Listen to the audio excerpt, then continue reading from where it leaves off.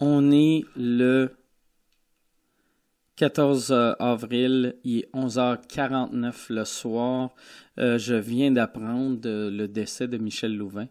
Et c'est bizarre, mais tu sais, Michel Louvain, ça devrait pas m'affecter tant que ça, qu'il soit mort. Tu sais, je veux dire, c'est pas quelqu'un de ma famille, c'est pas quelqu'un que je connaissais vraiment. Tu sais, je suis pas, en plus, je suis pas de la génération pour être un fan de Michel Louvain, mais ça me rend vraiment, vraiment triste qu'il soit mort. Et je lisais sur les réseaux sociaux tout le monde qui laissait des commentaires. Tout le monde écrivait « Ah, c'était le chanteur préféré à ma grand-mère, c'était le chanteur préféré à ma grand-mère. » Et je pense que c'est pour ça que ça me rend autant triste. C'est que Michel Louvain, c'était l'idole à ma mère. Tu sais, moi, ma mère est morte en 1998, puis elle capotait sur Michel Louvain. Elle vraiment, là, tu sais, quand j'étais petit, c'était les seuls disques qu'elle achetait, c'était Michel Louvain. Chaque fois qu'il venait jouer à Québec, elle allait le voir. Elle l'avait découvert quand elle était jeune.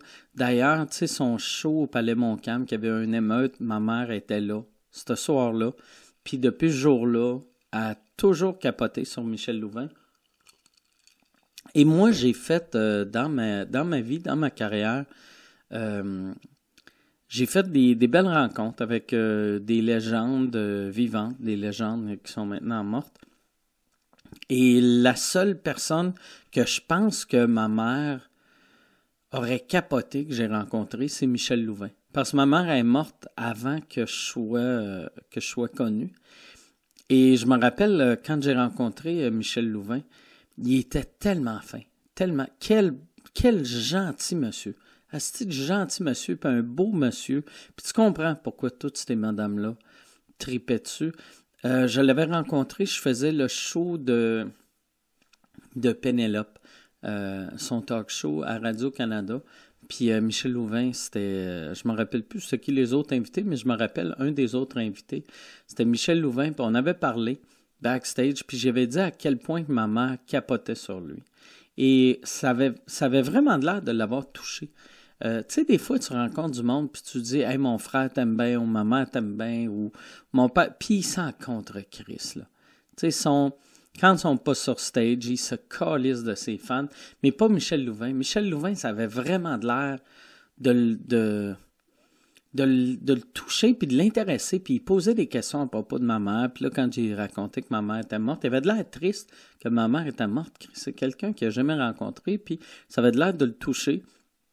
Et il m'avait demandé si je voulais prendre une photo avec lui. Il avait dit, tu sais, ta mère, elle aimerait ça, qu'on prenne une photo ensemble. Puis on a pris une photo ensemble. C'est Michel Grenier, mon gérant, qui a pris la photo. C'était dans les premières années que Michel commençait à prendre des photos. Et moi, j'ai comme oublié ça. Tu sais, j'étais touché de rencontrer Michel Louvain. J'avais appelé mon père. J'ai dit, hey, c'était bien cool, tu sais, Michel Louvain, l'homme que s'il avait voulu, il aurait pu te rendre cocu. Je l'ai rencontré, puis il était super fin. Et Michel Louvain a appelé Michel Grenier, mon gérant, pour avoir la photo de moi et lui. Après ça, il l'a fait développer. Il a acheté un cadre et il a fait encadrer la photo. Il l'a signé, puis il me l'a envoyé. Et ça, là, j'avais capoté. J'avais capoté que Michel Louvain prenne la peine d'encadrer une photo, qu'il aille acheter un petit cadre, puis le petit cadre, il est laid. Asti qui est quétaine. Il y a des petites fleurs en métal, puis comme des faux diamants, mais c'est cute, c'est tellement cute, puis je trouvais ça tellement fin. Puis il m'avait juste signé, Mike, une belle rencontre, au plaisir.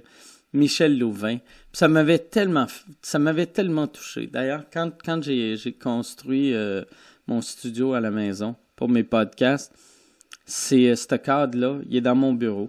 Parce que chaque fois que je voyais Michel Louvain, ça me rappelait ma mère. Et quand il est mort, ça m'a rappelé ma mère aussi. C'est pour ça que ça m'a rendu triste. Mais Michel Louvain, quelle belle personne. Quelle belle personne. Puis, tu sais, moi, je l'ai juste rencontré une fois, mais mon technicien, Lou Marin, a travaillé avec lui. Il m'a dit que c'était un homme parfait. Quel gentil monsieur. Et souvent, tu sais, moi, quand j'arrivais dans des salles, là, excusez si je bois pendant que je fais ça, c'est weird que je rends hommage à quelqu'un en buvant, mais tu sais, en même temps, il est minuit le soir, esti. C'est mon côté irlandais, que quand quelqu'un meurt, tu bois.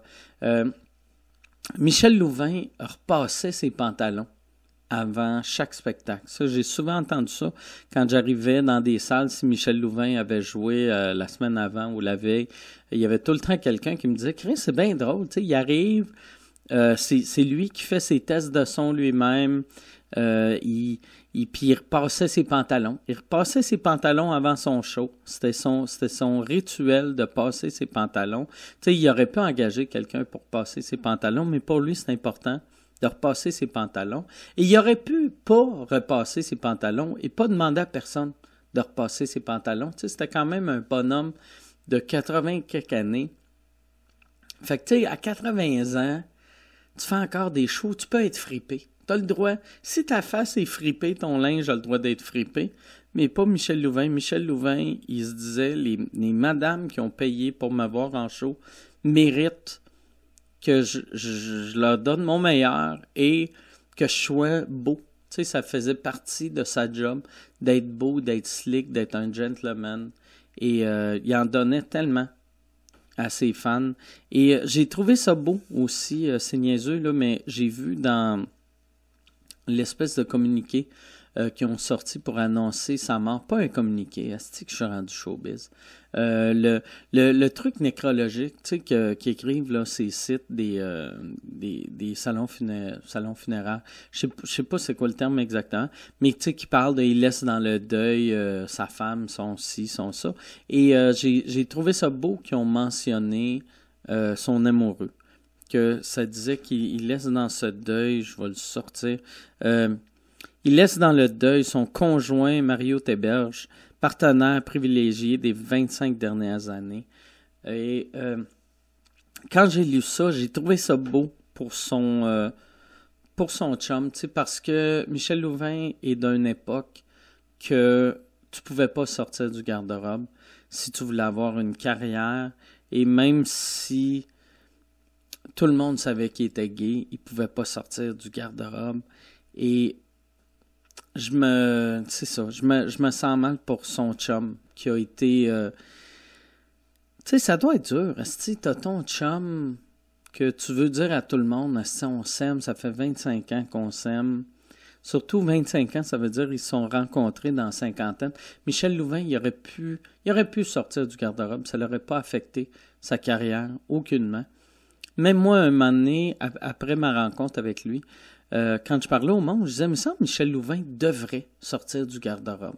Ça l'aiderait.